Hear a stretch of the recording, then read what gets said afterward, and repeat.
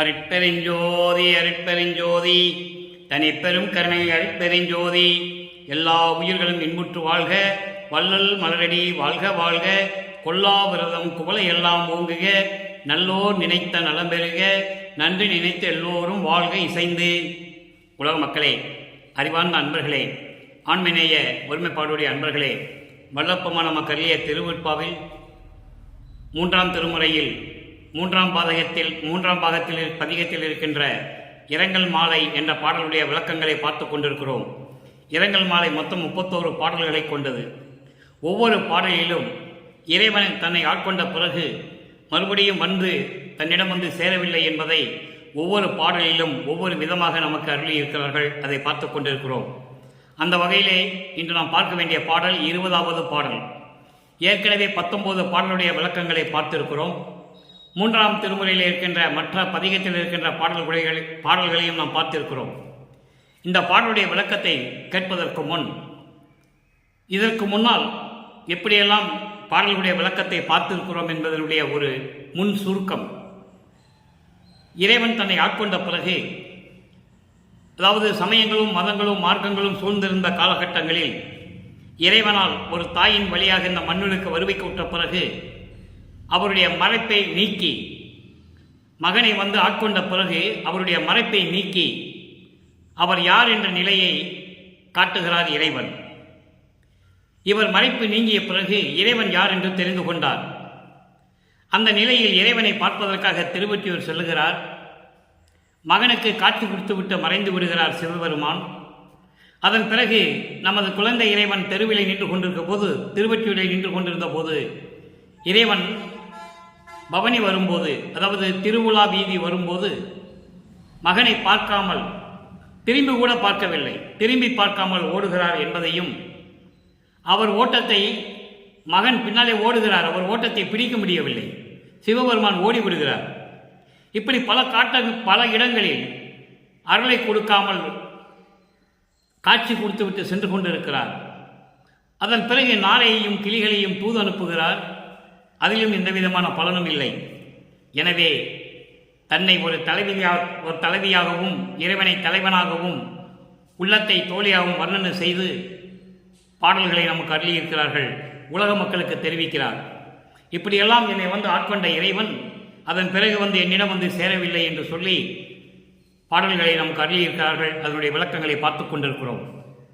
சமயங்களும் மதங்களும் மார்க்கங்களும் சூழ்ந்திருந்த காலகட்டங்களில் இறைவனை எப்படி உருவகப்படுத்துகிறார் என்பதையும், இறைவனை எப்படி பெயரிட்டு அழைக்கிறார் என்பதையும், தன்னை ஆட்கொண்ட பிறகு இறைவன் தன்னை பார்க்கவில்லை, தன்னோடு இணையவில்லை என்பதையும், கலந்து கொள்ளவில்லை, அருள் கொடுக்கவில்லை என்பதையும் ஒவ்வொரு பாடலிலும் விளக்கமாக நமக்கு அருளியிருக்கிறார்கள் நமது இறைவன் வல்லற்பமானவர்கள். அந்த விளக்கத்தை பார்த்து கொண்டிருக்கிறோம். அதன் பிறகு இந்த நிலைகளெல்லாம் மாறிய பிறகு வல்லப்பமானவர்கள் இந்த மண்ணுலைக்கு வருவிக்க உற்று 24 ஆண்டுகள் வரையிலும் இறைவனிடம் எந்த அருளையும் பெறவில்லை என்பதை திருவெட்பாவிலே நமக்கு தெளிவாக அருளியிருக்கிறார்கள். ஆட்கொண்டார், அது உண்மை. 9வது வயதில் ஆட்கொண்டு விட்டார். 9வது ஆண்டில் வல்லப்பமானவர்கள் வருவிக்க உற்று 9வது ஆண்டில் இறைவன் ஆட்கொண்டு விட்டார். ஆட்கொண்ட பிறகு தான் யார் என்ற நிலை அவருக்கு தெரிந்து விடுகிறது. இறைவனால் வருவிக்க உற்றவன் என்பது அவருக்கு தெரிந்து விடுகிறது. அதன் பிறகு இறைவனை தேடி செல்வதையும், இறைவன் ஆட்கொண்ட பிறகு தன்னை மீண்டும் பார்க்கவில்லை என்பதையும் எவ்வளவு வேதனையாகவும் மன உருக்கத்தோடு உலக மக்களுக்கு தெரிவிக்கிறார் என்பதை பார்த்து கொண்டிருக்கிறோம். இந்த நிலை மாறும்போது ஒரு கால அளவு மட்டும்தான். அந்த காலங்கள் முடிந்தவுடனே தன் மகனுக்கு சமரச சுத்த சன்மார்க்கத்தை கொடுத்த பிறகு அருட்பெருஞ்சோதி ஆண்டவரிடம் எப்படியெல்லாம் அருளை பெற்றுக்கொண்டார் என்பதையும் நாம் ஒப்பிட்டு பார்த்து கொண்டிருக்கிறோம். 1ஆம் திருமுறையிலிருந்து 4ஆம் திருமுறை இருக்கிற பாடலுக்கு முடிவான விளக்கம் 6ஆம் திருமுறை. இதை உலக மக்களுக்கு தெரியப்படுத்த வேண்டும். ஏனென்றால் வல்லப்பமானவர்கள் இந்த மண்ணுக்கு வருவிக்க விட்டு 200 ஆண்டுகள் ஆகியும் நிறைவடைந்தும் 200 ஆண்டுகள் நிறைவடைந்து விட்டது. இருந்தும் கூட வல்லப்பமானுடைய இறைநிலையையும், இந்த பிரபஞ்சத்தில் இருந்த ஏற்கனவே நடந்து கொண்டிருந்த உண்மைகளையும், இப்பொழுது இந்த பிரபஞ்சத்தை இயக்கிக் கொண்டிருப்பது வள்ளல் பெருமான் என்பதையும், திருவெட்பாவில் கூறப்பட்ட பிரபஞ்சத்தின் உண்மைகள் இதை மக்களிடம் போய் சேரவில்லை. மக்களிடம் கொண்டு போய் சேர்க்க வேண்டும் என்ற ஒரே நோக்கத்தோடு இறைவனுடைய தயவாலயம் கருணையாலயம் விளக்கங்களை பெற்று இந்த விளக்கங்களை இந்த வள்ளலார் ஊழியன் உங்களுக்கு சொல்லிக் கொண்டிருக்கிறேன். அந்த வகையில் இன்று நாம் பார்க்க வேண்டிய பாடல் 3ஆம் திருமுறை 3வது பதிகம் இரங்கல் மாலை 20வது பாடல். பாடலை நன்றாக கவனியுங்கள். எருதில் வருவார். எருதில் வருவார் ஒற்றையுளார் என் நாயகனார் எனக்கு இனியார் வருதி எனவே மாலையிட்டார் வந்தால் ஒன்றும் வாய்த்திறவார் கருதி அவர்தம் கட்டளையை கடந்து நடந்தேன் அல்லவடி குறுகண் கரத்தாய் என்னடி என் குறையை எவருக்கு கூறுவேனே. குறுகு உன் கரத்தாய் தோழியிடம் சொல்கிறார். கரத்தாய் என்னடி என் குறையை எவருக்கு கூறுவேனே. இது பாடல். இப்போ இந்த பாடலுடைய பதவுரை பாருங்க. அதன் பிறகு தெளிவுரை.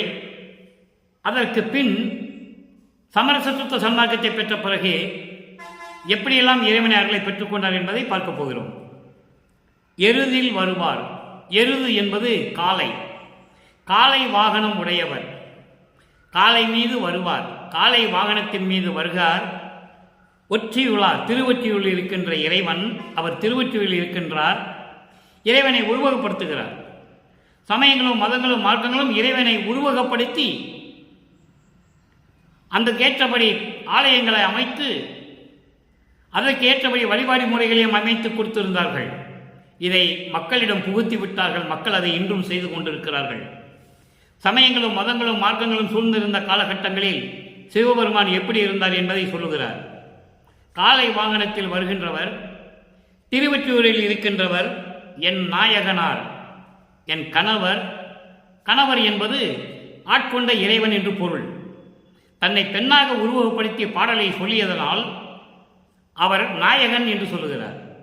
அப்படிப்பட்ட இறைவன் எனக்கு இனியார், என்னிடம் அன்பு காட்டக்கூடியவர், அன்பான இறைவன். வருதி எனவே மாலையிட்டார். என்னை அழைத்து வருவாயாக, அருகில் வருவாயாக என்று சொல்லி என்னிடம் வந்து என்னை ஆட்கொண்டார். மாலையிட்டார் என்று சொல்லுவது ஏற்கனவே தினமும் சொல்லிக் கொண்டிருக்கிறோம். மாலையிட்டார் என்பது தன்னை ஒரு பெண்ணாக உருவகப்படுத்தி இந்த பாடலை அருளி இருந்ததனால் அதை மாலையிட்டார் என்று சொல்லுகிறார். என்னை ஆட்கொண்ட இறைவன், வா என்று சொல்லி என்னை அருகில் அழைத்து என்னை ஆட்கொண்ட இறைவன் அவரிடம் வந்த பிறகு ஒன்றும் வாய் திறவார். ஒரு அருளை கூட கொடுக்கவில்லை. வாயை திறந்து பேசவே இல்லை. திரும்பி பார்க்க ஓடுகிறாரே, எப்படி பேசுவார்? ஒன்றும் வாய் திறவார். ஒரு வார்த்தை கூட பேசல. அருளை கொடுக்கவில்லை. ஒரு அருளை கூட கொடுக்கவில்லை. அவருடைய கட்டளையை எண்ணி, அவருடைய கட்டளையை நான் ஏற்றுக்கொண்டு எண்ணி கடந்து நடந்தேன் அல்லடி. அவர் கட்டளையை மீறி நான் என்னைக்குமே நடந்ததில்லை அடி என் தோழி. அவர் கட்டளையை நான் என்றும் மீறியதில்லை. அவர் என்ன சொன்னாலும் அதை தான் செய்தேன். என்னை ஆட்கொண்டார். சமயங்களிலும் மதங்களிலும் மார்க்கங்களுடைய நெறிகளிலும் புகுந்து என்னை இருக்க சொன்னார். இருந்தேன். இது அவருடைய கட்டளை. அதன் பிறகு இது வேண்டாம், சுத்த சன்மார்க்கத்துக்கு வா என்று சொன்னார். அது 6ஆம் திருமுறையில் இருக்கின்ற விளக்கம். அப்போ அவர் கட்டளையை மீறி நான் எதுவும் நடக்கவில்லையே.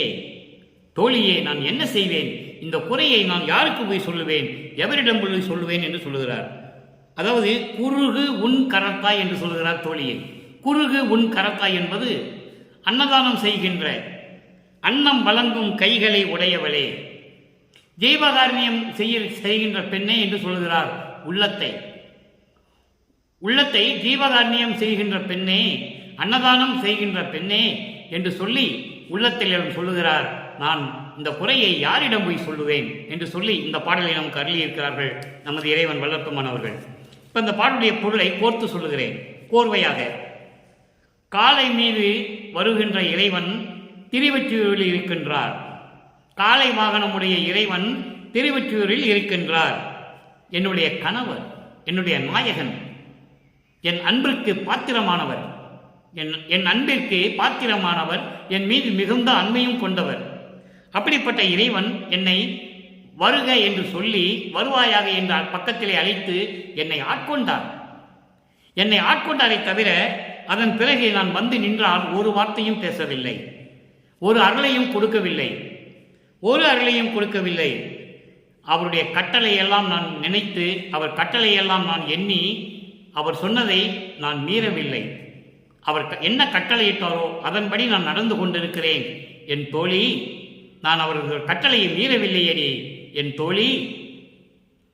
அன்னமளிக்கும் கைகளை உடையவளே, ஜீவகாரண்யம் பண்ணும் என் தோழியே, உள்ளத்தை சொல்லுகிறார். அப்போ உள்ளத்திலே ஜீவகாரண்ய ஒழுக்கத்தை பற்றி நாம் நினைக்க வேண்டும். அதுதான் இந்த பாடலிலே நமக்கு சொல்லுகிறார். அப்படிப்பட்ட தோழியே, என் குறையை நான் யாரிடம் போய் சொல்லுவேன் என்று சொல்லி இந்த பாடலை நமக்கு அருளியிருக்கிறார்கள் நமது இறைவன் வல்லப்பமானவர்கள். மக்கள், இந்த பாடலில் கூறப்பட்ட ஒரு 3 நிலைகள், அதாவது எருதில் வருவார், காளை வாகனம் உடையவர், திருவொற்றியூரில் இருக்கின்றார், எனது இறைவன், எனக்கு அன்பானவர், என் மீது அன்பு காட்டக்கூடிய இறைவன் ஒரு நிலை. அப்போ இறைவனை உருவகப்படுத்துகிறார், திருவொற்றியூரில் இருக்கின்றார். இதே நிலை சமரச சுத்த சன்மார்க்கத்தை பெற்ற பிறகு சத்தியஞான சபையில் எப்படி இருக்கிறார்? 2வது நிலை, வருதி எனவே மாலையிட்டார், வந்தால் ஒன்றும் வாய் திறவார். வாய் என்று சொல்லி என்னை விரும்பி எனக்கு அணைத்து கொண்டாரை, அதாவது ஆட்கொண்டாரை தவிர எந்த ஒரு வார்த்தையும் ஒரு அருளையும் கொடுக்கவில்லை. இதே நிலைக்கு 6ஆம் திருமுறையிலே வலிந்து வந்து ஆட்கொண்டு எப்படியெல்லாம் அருளை கொடுக்கிறார் என்பதை பார்க்க போகிறோம். 3வது நிலை, அவருடைய கட்டளையை நான் என்றுமே மீறியதில்லை, அவர் என்ன சொன்னாரோ அதன்படிதான் நான் நடந்தேன் என்று சொல்லுகிறார். அதனுடைய இறுதியான விளக்கமான முடிவு 6ஆம் திருமுறை. இப்போ 6ஆம் திருமுறையிலே 20வது பதிகம் பிள்ளை பெரு விண்ணப்பம். பிள்ளை பெரு விண்ணப்பத்திலே 40வது பாடல். எப்படி விண்ணப்பம் வைக்கிறார் இறைவனிடம்? சமரச சுத்த சன்மார்க்கத்தை பெற்ற பிறகு எப்படி இறைவனை நினைத்து விண்ணப்பம் வைக்கிறார்? அதான் பிள்ளை பெரு விண்ணப்பம். அங்கே இரங்கல் மாலைக்கு 20வது பாடலுக்கு இங்க ஒரு விளக்கம். கருத்து வேறாகி, நான் ஏற்கனவே சமயங்களையும் மதங்களையும் மார்க்கங்களையும் பின்பற்றி கொண்டு இருந்த போது பல மாறுபட்ட கருத்துக்களை என் உள்ளத்தில் வைத்துக்கொண்டு கோயிலில் புகுந்து, சத்தியஞான சபைக்குள் புகுந்து, அங்கே வந்து திருவொற்றியூர் கோயில்னு சொல்லுவார். அப்போ சமயங்களையும் மதங்களையும் மார்க்கங்களையும் பின்பற்றி கொண்டு இருந்த காலகட்டங்களில் பல வேறுபட்ட கருத்துக்களை என் உள்ளத்தில் வைத்துக்கொண்டு இந்த கோயிலில் சத்தியஞான சபையில் புகுந்து உன் காட்சியை கண்டபோதெல்லாம், உன்னுடைய காட்சியை கண்டபோதெல்லாம் வருத்தமே அடைந்தேன். இப்படிப்பட்ட இறைவனை நாம் இதற்கு முன்னால் தெரிந்து கொள்ளாமல் போய்விட்டோமே, தெரியாமல் போய்விட்டதே என்று எண்ணி இங்கே சத்தியஞான சபையிலே உன்னை பார்த்த போதெல்லாம் வருத்தமே அடைந்தேன். பயத்தோடும் திரும்பி வந்து நொந்து இளைத்தனன் என்றாய். உன்னை பார்த்துவிட்டு திரும்பி வரும்போது, பயத்தோடு வந்து பார்த்தபோது, எப்படி ஏற்கனவே நம் காலத்தை வீணாக்கி விட்டோமே, நமக்கு தெரியாமல் போய்விட்டது என்று சொல்லி நொந்து மனம் வருந்தி இளைத்து விட்டேன் என்றாய்.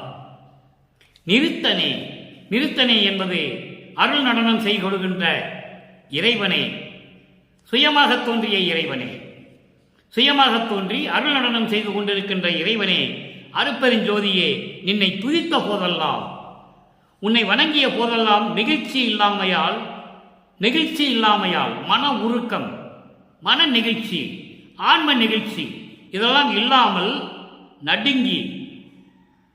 அப்போ எனக்கு தெரியாது ஆன்ம நிகழ்ச்சினா என்ன, ஆன்ம உருக்கம் என்றால் என்ன, மன உருக்கம் மன நிகழ்ச்சி என்றால் என்ன, அப்போ எனக்கு தெரியாது. ஆனால் இப்போ தெரிந்து விட்டது. அதை நினைத்து நடுங்கி, நெகிழ்ச்சி இல்லாமையால் உனக்கு வணங்கிய போதெல்லாம் நடுங்கி, பருத்த என் உடம்பை பார்த்திடாது. தடித்த இந்த உடம்பு கூட, பருமனாகிய இந்த உடம்பு கூட நான் பார்க்காமல் அஞ்சி படுத்ததும் ஐயா நீ அறிவாய். மனநொந்து நான் இளைப்பாறியதும், இங்கே படுத்தது என்றால் படுத்து தூங்குறதில்லை, இளைப்பாறுவதும் ஐயா நீ அறிவாய். இப்படியெல்லாம் மனம் நொந்து நெகிழ்ச்சி இல்லாமல் உன்னை பார்த்தும் போதெல்லாம் பயந்து நான் பயந்தது ஏனென்றால் ஏற்கனவே உன்னால் வரவழைக்கப்பட்டு சமயங்களிலும் மதங்களிலும் மார்க்கங்களிலும் நான் இருந்தபோது, கருத்து வேறுபாடு இருந்தபோது இப்போ உன்னை சத்தியஞான சபையிலே பார்க்கும்போது என் உள்ள நடுங்கிய நடுக்கம், அந்த வருத்தம் நீ அறிவாய். எந்தாய், எனது தாயே, தாயுள்ளம் கொண்ட இறைவனே, இப்படியெல்லாம் நான் இருந்து விட்டேனே என்று சொல்லி உன்னை வணங்கும் போதெல்லாம் நான் நடுங்கிய நடுக்கம் இருக்கிறதே, தவறு செய்து விட்டோமே என்று சொல்லி நான் நடுங்கிய நடுக்கமெல்லாம் என் உடம்பை இழைத்து விட்டது. படுத்தும் ஐயா நீ அறிவாய். இப்படி இந்த உடம்பை, பருத்த உடம்பை என் உடம்பென்று கூட பார்க்காமல் நான் இழைத்து போன பருத்த உடல் இழைத்து போனதும் ஐயா நீ அறிவாய். உன்னை நினைத்து நினைத்து மனம் நொந்து நான் வருந்தினேன், அதையும் நீ அறிவாய் என்று சொல்லுகிறார். அடுத்த ஒரு நிலை பாருங்க, 31வது பதிகம், திரு அருள் பேரு. திரு அருள் பேரு, திரு அருளை எப்படி பெற்றுக் கொண்டார்? அங்கே மயங்குகிறார் என்றால் மனம் வருந்துகிறார். இறைவன் ஆட்கொண்டானே தவிர அருளை கொடுக்கவில்லையே என்று மனம் வருந்துகிறார். காரணம், உலக மக்களுக்கு தெரிவிப்பது என்னவென்றால், சமயங்களும் மதங்களும் மார்க்கங்களும் சார்ந்திருந்தால் இறைவனுடைய திருவருளை பெற முடியாது என்பதை இங்கே திருவருட்பேரிலே சொல்லுகிறார். நன்றாக கவனியுங்கள். இங்கே 10வது பாடல், அங்கே இரங்கல் மாலையில் இருக்கின்ற 20வது பாடலுக்கு திருவருட்பேரிலே 10வது பாடலிலே ஒரு விளக்கம் மனதிடம் சொல்லுகிறார், உள்ளத்திடம் சொல்லுகிறார். அங்கே மனதை, உள்ளத்தை தோழியாக வர்ணனை செய்து சொல்லுவார். இங்கே மனதிடம் சொல்லுகிறார். நன்றாக கவனிங்க. இது தருணம், நம்மை ஆளற்கு எழுந்தருளும் தருணம். இனி தடை ஒன்றும் இல்லை கண்டாய் என் மனனே. மனனே என்றால் மனமே, மன்னே என்றால் மன்னவனே என்ற அர்த்தம். இங்கே மனனே என்று சொல்லுகிறார். மனமே, என் மனனே, நீதான் மதுவிலும் ஓர் ஈ போல மயங்காதே, கயங்கி வாடாதே, மலங்காதே, மலர்ந்து மகிழ்ந்திருப்பாய். குதூகலமே இது தொடங்கி குறவில்லை கான். மனதிடம் சொல்லுகிறார். மனதிடம் சொல்லுவது போல உலக மக்களுக்கு தெரியப்படுத்துகிறார். நமது குரு ஆணை, நமது பெருங்குல தெய்வத்து திணை ஆணை, தெய்வத்து ஆணை, நமது பெருங்குல தெய்வத்து ஆணை, பொதுவில் நடம்புரிகின்ற புண்ணியனார் எனக்குள் புணர்ந்து உரைத்த திருவார்த்தை பொன்வார்த்தை இதுவே. இப்போ இது பாடல். இதனுடைய விளக்கம் பாருங்க, நல்லா கவனிச்சுக்கிட்டே வரணும். இது தருணம், நம்மை ஆளுவதற்கு, நம்மை ஆளுவதற்கு இது நல்ல நேரம், எழுந்தருளும் தருணம். இறைவன் நம்மளை அடைந்து அருளக்கூடிய நேரம். அப்ப இறைவன் வருவதை சொல்லுகிறார். அங்கே இறைவனை பார்க்க முடியவில்லை, அந்த நிலை வேறு. அந்த நிலை மாறிய பிறகு மனதிடம் சொல்லுகிறார், நம்மை ஆளுவதற்கு, நம்மை ஆட்கொள்ளுவதற்கு இறைவன் வருகின்ற நேரம் இது, நம்மளை எல்லாம் ஆட்கொள்வதற்கு வருகின்ற நேரம் இது. அதைதான் எழுந்து அருளும் தருணம் என்று சொல்லுகிறார். இனி தடை ஒன்றும் இல்லை கண்டாய். இனி எந்த தடையும் இல்லை. சமயங்களும் மதங்களும் மார்க்கங்களும் தடையெல்லாம் நீங்கிவிட்டது. எந்த தடையும் இல்லை, துயரம் இல்லை, துன்பம் இல்லை, பழி இல்லை, இடர்கள் இல்லை, இருள் இல்லை, மாயை இல்லை, மயக்கம் இல்லை, எந்த தடையும் கிடையாது. இனி எந்த தடையும் இல்லை கண்டாய் என் மனமே, என் உள்ளமே, நீதான் மதுவிலும் ஓர் ஈ போல மயங்காதே. ஒரு தேனில் ஈ விழுந்துச்சுன்னா எப்படி இருக்கும்? வெளியவும் வர முடியாது, பறக்கவும் முடியாது. அந்த ஈ போல மயங்காதே, ஈ போல மயங்காதே, மயக்கமடையாதே. தேனில் விழுந்த ஈ போல நீ மயங்காதே, மலர்ந்து மகிழ்ந்திருப்பாய். மன மகிழ்ச்சியோடு நீ இருப்பாய். மனம் மகிழ்ந்து மலர்ந்து மகிழ்ந்திருப்பாய். மகிழ்ச்சியோடு இரு என் உள்ளமே. குதூகலமே இது தொடங்கி குறைவில்லை காண். மகிழ்ச்சி தொடங்கிவிட்டது. சமரச சுத்த சன்மார்க்கம் வந்துவிட்டது. இறைவன் வருகின்ற நேரம் வந்துவிட்டது. இனி எந்த தடையும் இல்லை. சமயங்களும் மதங்களும் மார்க்கங்களும் எந்த தடையும் இல்லை. தேனில் விழுந்து துடிக்கின்ற ஈ போல நீ மயங்காதே மனமே, மலர்ந்து மகிழ்ந்திருப்பாய். இறைவன் வந்துவிட்டான். உள்ளத்தில் கலந்து கொள்ளப் போகிறான். அதற்கு ஏன் நீ மயங்குகிறாய்? குதூகூலம் தொடங்கிவிட்டது, மகிழ்ச்சி தொடங்கிவிட்டது. இனிமேல் எந்த குறைவில்லை, பார்த்துக்கோ. எந்த விதமான குறை இல்லை. நமது குரு ஆணை, நமது அருப்பெருஞ்சோதி ஆண்டவருடைய ஆணை, நமது பெருங்குல தெய்வத்து ஆணை. நமது பெருங்குளம் தெய்வம் யாரு? சமரச சுத்த சன்மார்க்கத்தை கொடுத்த அருப்பெருஞ்சோதி ஆண்டவர். சமரச சுத்த சன்மார்க்கம் என்கின்ற குலத்தின் தெய்வம். அப்படிப்பட்ட தெய்வத்தின் மேல் ஆணை, பொதுவில் நடம்புரிகின்ற புண்ணியனார், சத்தியஞான சபையிலே அருளண்டனம் செய்து கொண்டிருக்கின்ற புண்ணியமான இறைவன் எனக்குள் புணர்ந்து என்னுள் கலந்து உரைத்த திருவார்த்தை இது. என் உள்ளத்திலே கலந்து சொன்ன அருள் வாக்கு. அவருடைய அருள் வாக்கு பொன் வாக்கு, பொன் வார்த்தை இதுவே. பொன் வாக்கு, அவருடைய அருள் வாக்கு பொன் வாக்கு இதுதான். எனவே உள்ளமே மயங்காதே என்று சொல்லுகிறார். ஆக இதை உலக மக்களிடம் எப்படி சொல்லுவது? உலக மக்களே, இது இறைவன் வருகின்ற தருணம், என்னுள் கலந்து கொள்ளக்கூடிய தருணம். என்னுடன் வந்து எழுந்தருளி எல்லா அருளையும் கொடுத்து எனக்கு அருளை கொடுக்கக்கூடிய நேரம். இனி எந்த விதமான தடையும் இல்லை. நான் சமயங்களையும் மதங்களையும் மார்க்கங்களை விட்டு வந்துவிட்டேன். சுத்த சன்மார்க்கத்தை பெற்றுவிட்டேன். அதனால் இறைவன் வருகின்ற வந்து என்னோடு கலந்து கொள்ளக்கூடிய தருணம் இது. எனவே உலக மக்களே, நான் இனிமேல் மயங்க மாட்டேன். மதுவிலே விழுந்த ஈ போல நான் மயங்க மாட்டேன், மலங்க மாட்டேன், கலங்க மாட்டேன், கயங்கி வாழ மாட்டேன், தடுமாற மாட்டேன். இனி என்னைக்குமே எனக்கு குதூகூலம்தான்.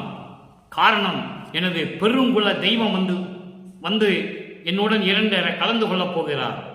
சமரச சுத்த சன்மார்க்கத்தினுடைய தலைவன், குலத்தின் தலைவன் அருப்பெருஞ்சோதி ஆண்டவர் வந்து என்னோட கலந்து கொள்ளப் போகிறார். சத்தியஞான சபையில் நடமுறிந்து கொண்டிருக்கின்ற புண்ணியனார் அவர். எனக்குள் கலந்து சொன்ன வார்த்தை இது. இது திருவார்த்தை, அருள் வாக்கு.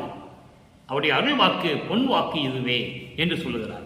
உள்ளத்திடம் சொல்வது போல உலக மக்களுக்கு தெரிவிக்கிறார். நான் சமயங்களையும் மதங்களையும் மார்க்கங்களையும் விட்டு விட்டு வந்து விட்டேன் என்று சொல்லுகிறார். அடுத்த ஒரு நிலை பாருங்க, இறை திருக்காட்சி. இறை திருக்காட்சி, இறைவனை எப்படி பார்த்தார்? இரங்கல் மலையில் இருக்கின்ற 20வது பாடலுக்கு இங்கே 20வது பாடல். இறை திருக்காட்சி 43வது பதிகம், 6ஆம் திருமுறை. அங்கே இறைவனை பார்க்கவே முடியவில்லை. வந்தார், மாலையிட்டார், ஒன்றும் சொல்லலை, அருளை கொடுக்கல, போயிட்டார்.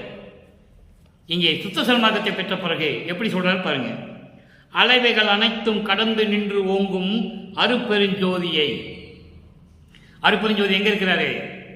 அளவையெல்லாம் கடந்து, அண்டங்களை எல்லாம் கடந்து, எல்லா அண்டங்களை எல்லாம் கடந்து, வெளிகளை எல்லாம் கடந்து, பரவெளி, பரம்பரவெளி, பராபரவெளி, பெருவெளி எல்லாம் கடந்து ஞான வெளியில் இருக்கின்ற இறைவன் அருப்பெருஞ்சோதி. சிவஞான வெளி, அதான் 16வது நிலை. சரியை கிரிய யோக ஞானம் போன்ற நிலைகளை எல்லாம் கடந்து 16வது நிலையில் இருக்கின்றதுதான் சிவஞான வெளி. அந்த வெளியில் இருக்கின்ற அருப்பெருஞ்சோதியை அதான் சொல்றாரு இங்கே. அளவைகள் எல்லாம் அனைத்தும் கடந்து நின்று விளங்கி கொண்டிருக்கின்ற அருப்பெருஞ்சோதியை, உலக கலவை விட்டவர்தம் கருத்து உள்ளே விளங்கும் காட்சியை. உலக கலவையெல்லாம் விட்டவர்களுடைய, உலக கலவை என்பது உலக விடயங்கள். உலக விடயங்கள் என்பது மண்ணாசை, பெண்ணாசை, பொன்னாசை.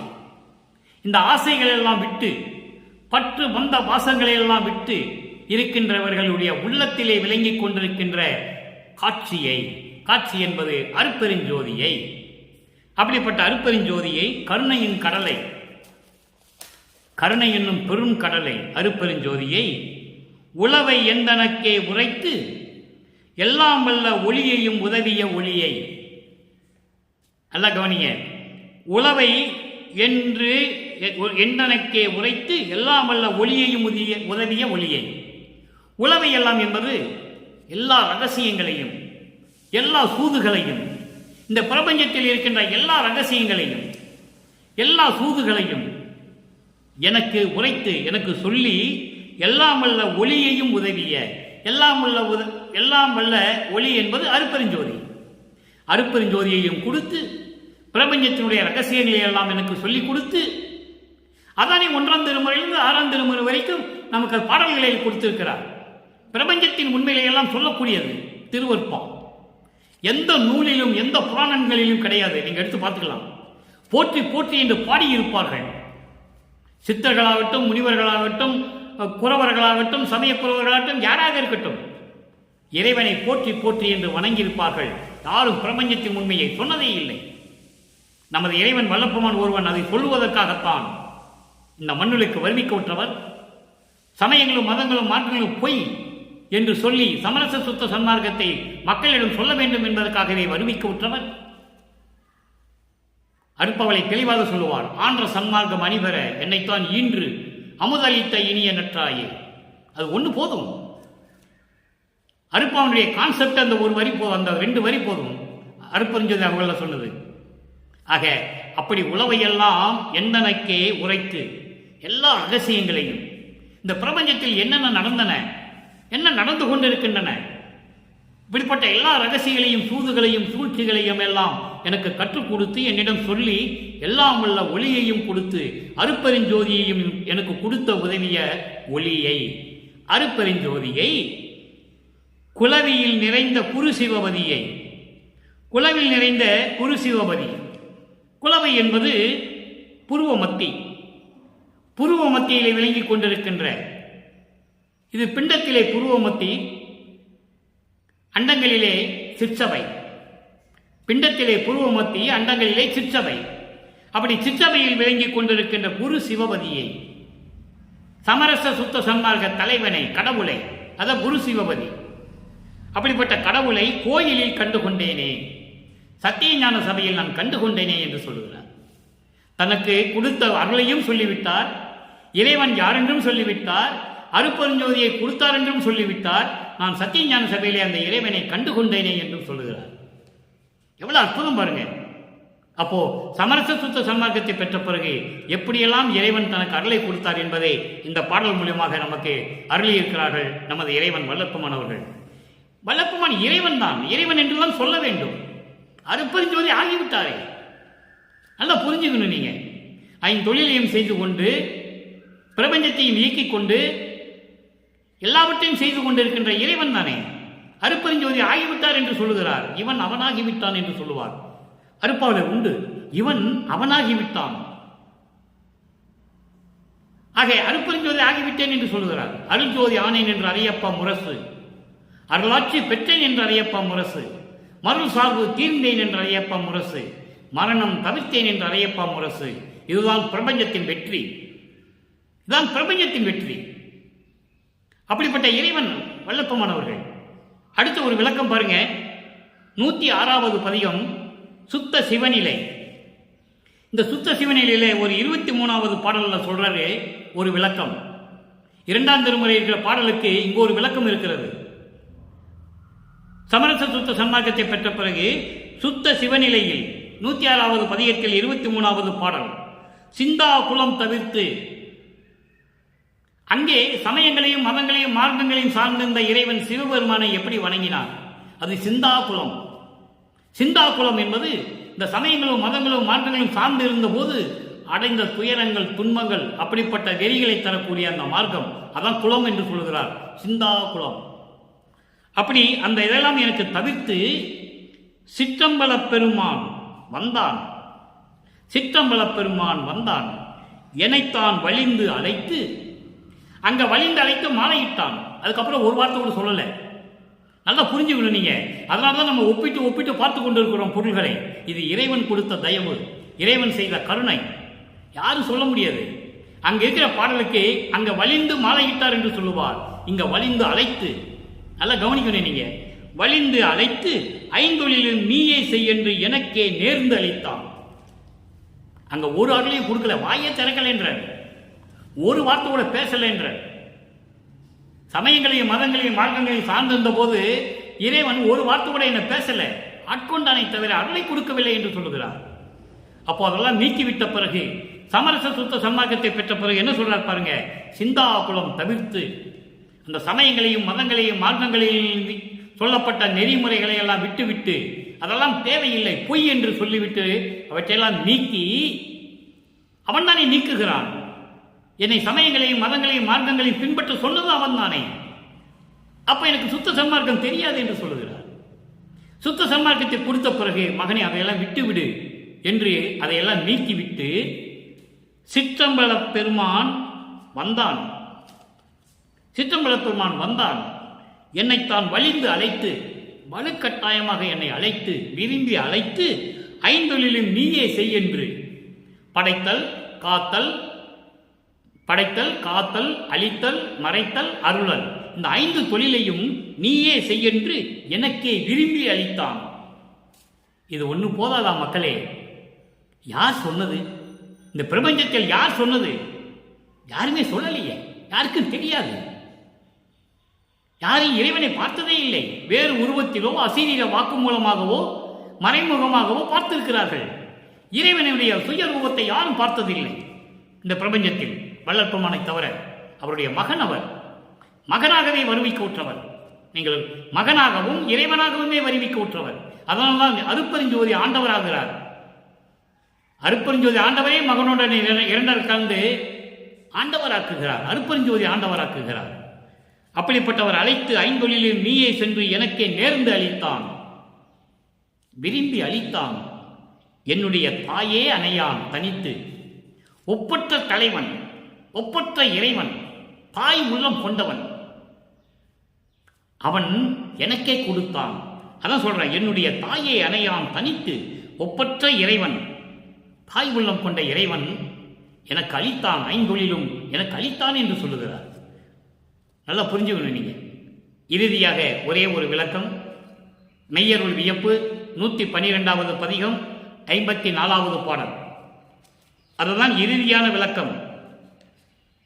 என்னை மறைத்த மறைப்பை நீக்கி சொல்லிட்டாரா? அங்க மறைப்பு இருக்கிறது. வல்லப்பெருமானவர்கள் இந்த மண்ணுக்கு வருவிக்க உற்று 8 ஆண்டுகள் வரையிலும் மறைப்பு இருக்கிறது. அவர் மனம் ஒரு நிலையில் இல்லை. அதன் பிறகு 9வது ஆண்டில் ஆட்கொண்டு மறைப்பை நீக்குகிறார். என்னை மறைத்த மறைப்பை நீக்கி என்னை காட்டி, என்னுடைய மறைப்பை நீக்கி நான் யார் என்று எனக்கு காட்டினாய். உனது மகன் என்று எனக்கு காட்டினாய். உன்னால் வருவிக்க உற்றவன் என்று என்னை காட்டினாய். என்னை காட்டியே இறைவா, அருட்பெருஞ்சோதியே, நின்னையும் காட்டி வளர்த்தாய். நீ யார் என்றும் எனக்கு காட்டினாய். எனது தந்தை என்று நீ காட்டினாய். என்னை மகனாக வளர்த்தாய். அற்புதம். யாரும் சொன்னதில்லை, பிரபஞ்சத்தில் யாரும் சொல்லவில்லை. இறைவா, நின்னையும் காட்டி வளர்த்தாய். நான் உன் தந்தையடா மகனே என்று சொல்லி தந்தை என காட்டி மகனாக வளர்த்தாய். அமுதம் ஊட்டியே, அருள் அமுதம் கொடுத்தாய். அவர் ஏன் சாப்பிட்டது? சித்தி வளாகத்தில் சமையல் அறை இருக்கா? குளிக்கிறதுக்கு குளியல் அறை இருக்கா? படுக்கிறதுக்கு ரூம் இருக்கா? ஒன்றும் இல்லை. அதை நீங்கள் புரிஞ்சுக்கணும். மக்கள் இறைவன் வல்லப்பெருமானை பற்றி யாருமே சொல்லலையே மக்கள்கிட்ட. அதான பிரச்சனையே. மக்களுக்கு எப்படி தெரியும்? சொன்னாதானே தெரியும். சொல்லாமல் எப்படி தெரியும்? தெரியாது. புராணங்களிலும் காவியங்களிலும் இருந்ததை மக்களிடம் சொன்னார்கள். மக்களுக்கு தெரிந்தது. அரிப்பாவில் இருக்கிறதை மக்களிடம் சொல்லவில்லை. ஒன்றே ஒன்று சொன்னார்கள். வல்லப்பெருமான் அவர்கள் பசிக்கு சோறு போட சொன்னார். அது ஒன்றுதான் உண்மையை தவிர கரெக்டாக சொன்னாங்க, சரியா சொன்னாங்க. மீது எல்லாம் வல்லப்பெருமானை பற்றி உண்மையான இறைநிலையை யாருமே 200 வருடங்களாக சொல்லவே இல்லை என்பதுதான் வேதனையான விஷயம். அதான் இங்கே சொல்றார் பாருங்க. அமுதம் ஊட்டியே, எனக்கு சோறு ஊட்டின்னு சொன்னாரா? ஒரு பாடலிலே சொல்லுவார், இதற்கு முன்னால் என்னை ஆட்கொள்ளாத வரையில், இறைவன் என்னை ஆட்கொள்ளாத வரையில் நான் உண்ட உணவெல்லாம் அமுதமாயிற்று என்று சொல்லுவார். அப்போ அவருக்கு தெரியாது. அதனால சாப்பிட்டா கூட அந்த உணவு உடம்புல சேரல. அதனால தான் அவரே சொல்லுவார், நான் இதற்கு முன்னால் உண்ட உணவெல்லாம் அமுதமாயிற்று என்று சொல்லுவார். நல்லா புரிஞ்சுக்கணும் நீங்க. சமரச சுத்த சன்மார்க்கத்தை பெற்ற பிறகு அமுதம் என்றுதான் சொல்லுவார். அமுதம் ஊட்டியே முன்னை மறைக்கும் எட்டா. இந்த 4 யுகங்களிலுமே, கிரேத யுகம், துவார யுகம், கலியுகம் முடிந்து விட்டது. இந்த 4 யுகங்களிலுமே மறைக்கும் எட்டா, வேதங்களுக்கு எட்டாத, வேதங்கள் நினைத்து பார்க்க முடியாத நிலையில் இருக்கின்ற இறைவன் அருட்பெருஞ்சோதி. அதை மகாதேவ மாலையிலே ஒரு பாடலிலே சொல்லுவார். அளவு கடந்த அறிஞர், அளவு கடந்த அளவையெல்லாம் கடந்த இருக்கின்ற இறைவன். இங்க சொல்லுவார், அறிஞர் மலர் அயன் அனந்த வேதம் களவு இறந்தும் கருணாதி இறந்தும் செய்யும் கடும் தவத்தும் காண்பரிதாம் கடவுளாகி. அளவையெல்லாம் கடந்த சித்தர், யோகர், முனிவர் யாராக இருந்தாலும் சரி, அங்கே வேதங்களையும் சொல்றார். அனந்த வேதம் என்று சொல்லுவார். இந்த 4 வேதங்களும், அனந்த வேதம் என்பது 4 வேதங்களும் களவு இறந்தும் கடும் செய்யும் தவத்தும் காண்பரிதாம் கடவுளாகி, கரணாதி இறந்தும் களவு இறந்தும் அதையெல்லாம் விட்டு நீக்கி கூட இறைவனை தவம் செஞ்சு கூட பார்க்க முடியல என்று சொல்லுவார். அதை இங்கே என்ன சொல்லுகிறார்? அங்கே ஒன்னாம் திருமுறையிலே மகாதேவ மாலையிலே சொல்லுவார். இங்க என்ன சொல்றார் பாருங்க, முன்னை மறைக்கும் எட்டாம், ஒரே வரியில சொல்லிட்டார். 4 யுகங்களிலும் உன்னை பார்க்க முடியாத, அறிய முடியாத, வேதங்கள் எல்லாம் அறிய முடியாத நிலையில் இருக்கின்ற இறைவனை, அருட்பெருஞ்சோதியே, நினது பெருமை தன்னையே, உன்னுடைய பெருமையை முன்னி என்றால் எண்ணி நினைத்து, உள்ளத்திலே நினைத்து மகிழ்ந்து பாட புரிந்தாய். உன்னை வணங்க புரிந்தாய், பாட புரிந்தாய், போற்ற புரிந்தாய், எப்படி வேணா நீங்க சொல்லலாம். அடிமை என்னையே, உன்னிடம் அடைக்கலமான அடிமையான என்னை, இப்படியெல்லாம் உன்னை நினைத்து உன்னுடைய பெருமைகளை எல்லாம் நினைத்து எண்ணி பாட சொன்னாய், வணங்க சொன்னாய், துதிக்க சொன்னாய், போற்ற சொன்னாய். எப்படி வேணாலும் நீங்க எடுத்துக்கலாம், பொருளை எடுத்துக்கலாம். அவ்வளவு அற்புதமான வரி அது. ஆக இப்படியெல்லாம் இருந்து எனக்கு அருளை கொடுத்து, ஐந்தொழிலையும் கொடுத்து, தெய்வ நிலையில் வைத்து, தெய்வ நிலை என்பது இறைவனாக என்னை வைத்து எனக்கு எல்லா அருளையும் கொடுத்த அருட்பெருஞ்சோதி ஆண்டவரே என்று சொல்லி இந்த பாடல்களை எல்லாம் நமக்கு அருளி இருக்கிறார்கள். எனவே மக்களே, இன்று நாம் பார்த்த பாடலின் விளக்கம் உங்களுக்கு புரிந்திருக்கும் என்று நான் நினைக்கிறேன். மதங்களையும் மார்க்கங்களையும் சமயங்களையும் சார்ந்திருந்த நிலையில் தன் மகனை வருவிக்க செய்து, இந்த மண்ணுலக்கே வருவிக்க செய்து, அந்த சமயங்களிலும் மதங்களிலும் மார்க்கங்களிலும் எல்லாம் நடமாட விட்டு, உலாவ விட்டு, அதையெல்லாம் தெரிந்து கொண்ட பிறகு, மகனே இது உனக்கு தேவையில்லை, காலம் கனிந்து வருகிறது, சமரச சுத்த சன்மார்க்கத்தை கையில புடி என்று சொல்லி சுத்த சன்மார்க்கத்தை கொடுத்து, சமரச சுத்த சன்மார்க்கத்தை கொடுத்து, இவரையெல்லாம் அண்டங்களுக்கெல்லாம் அழைத்து சென்று சாகா கல்வியை கற்றுக் கொடுத்து, ஏம சித்தியை கொடுத்து, தத்துவங்களை எல்லாம் கடக்க செய்து, அண்டங்களை எல்லாம் கடக்க செய்து, இப்படியெல்லாம் கடக்க செய்து இறைநிலையில் கொண்டு வைத்து விட்டார் இறைவன் என்பதை வல்லற்பமானவர்களே பாடலில் நமக்கு அருளியிருக்கிறார்கள். மக்களிடம் யாரும் சொல்லவில்லை. எனவே இறைவனாகவே, அருட்பெருஞ்சோதி ஆண்டவராகவே இருந்து கொண்டிருக்கின்ற நமது இறைவன் வல்லற்பமானவருடைய பெருமையை போற்றி, அவரை இறைவனாக ஏற்றுக்கொண்டு அருட்பெருஞ்சோதி தனிப்பெருங்கனை அருட்பெருஞ்சோதி என்ற மகாமந்திரத்தை உச்சரித்து, இறைவனுடைய அருளையும் அவருடைய செல்வங்களையெல்லாம் பெற்றுக்கொண்டு இந்த வையகத்திலே நீங்கள் வாழ்வாங்கு வாழ வேண்டும், நோயற்ற வாழ்வில் வாழ வேண்டும். எனவே உலக மக்களே, எல்லாரும் சமரச சுத்த சன்மார்க்கத்தை பின்பற்றுங்கள். இறைவன் ஒருவனே என்ற நிலையில் இருங்கள். அவன் ஜோதி வடிவில் இருக்கிறான், உருவம் இல்லை. சமய விகற்பங்கள் எல்லாம் தேவையில்லை. ஊதுவத்தி கொளுத்துவது, கற்பூரம் கொளுத்துவது, தேங்காய் உடைப்பது, வாழை பழங்களெல்லாம் வைப்பது, நெத்தியிலே திருநீர் பூசிக்கொள்வது, இதெல்லாம் தேவையில்லை. இறைவனே சொல்லுகிறார் வேண்டாம் என்று. இறைவனே சொல்லுகிறார், நானும் இருந்தது உண்மைதான், அதையெல்லாம் விட்டுவிட்டு வந்து விட்டேன். இறைவன் என்னை வேண்டாம் என்று சொல்லிவிட்டார், விட்டுவிட்டேன். எனவே நீங்களும் சமய விகற்பங்கள் எல்லாம் பின்பற்றாது இறைவனை வேண்டி எல்லா இறைவனுடைய அருளையும் பொருளையெல்லாம் பெற்றுக்கொண்டு நீங்கள் இந்த வையகத்தில் வாழ்வாங்கு நோயற்ற வாழ்வில் வாழ வேண்டும் என்று இறைவனுடைய தயவாலையும் கருணையாலையும் வேண்டி இந்த வள்ளலார் ஊழியன் விடைபெறுகிறேன். மீண்டும் நாளை சந்திப்போம். நன்றி, வணக்கம். அருட்பெருஞ்சோதி தனிப்பெரும் கருணை அருட்பெருஞ்சோதி.